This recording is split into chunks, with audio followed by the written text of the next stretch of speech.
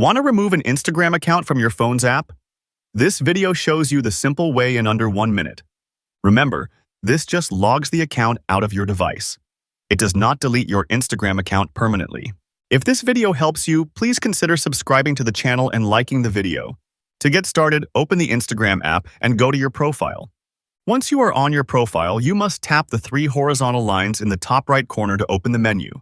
Now, you will need to scroll all the way to the bottom of the Settings and Privacy page. At the very bottom, you will see the Logout option, which you will need to tap to sign out of your account.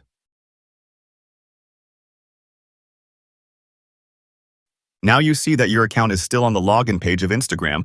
How can we remove it from here? Now tap on the 3 dots icon from the top. Now select Remove Profiles from this device. Tap Remove from the right of the profile you want to remove. And that is it. Subscribe for more short and concise videos that get you what you need to know in under 1 minute.